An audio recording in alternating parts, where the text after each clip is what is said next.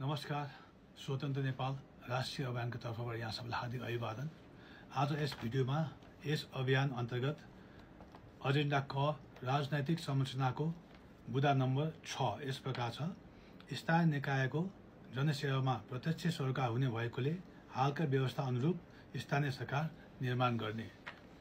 अहिले हाम्रो देश नेपालमा 3 तहको सरकार छ। केन्द्रमा संघीय सरकार, प्रदेशहरूमा प्रदेश सरकार र स्थानीय निकायमा स्थानीय सरकार, जसमध्ये यस अभियानले खाली प्रदेश सरकारको खारेजीको माग गर्दछ। केन्द्रमा केन्द्र सरकार र हरेक स्थानीय निकायहरूमा स्थानीय सरकार कायम रहनु पर्दछ। तर अहिले स्थानीय निकायको संख्या 753 वटा छ। त्यो धेरै ठुलो भयो। त्यसलाई घटाउनुपर्छ। त्यसलाई घटाएर 225 मा ल्याउनुपर्छ। यस अभियान अन्तर्गत नेपाल अधिराज्यमा 5 विकास प्रदेश, हरेक विकास प्रदेशमा 15 वटा विकास क्षेत्र, जस अनुरूप देशभरिमा 75 वटा विकास क्षेत्र, हरेक विकास क्षेत्रमा 1 जना प्रतिनिधि सभा सदस्य।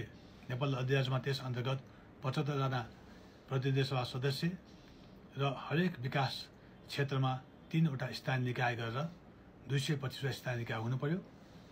त्यो भनेको थोरै मान्छेले धेरै काम गर्ने अवधारणा हो। अहिले 753 स्थानीय निकाय हुँदाखेरि एउटा भर्ती केन्द्र जस्तो भएको छ। धेरै मान्छेले थोरै काम गर्ने, तर अहिलेको आधुनिक युगमा, कम्प्युटरको युगमा सबै काम अनलाइनमा हुन्छ।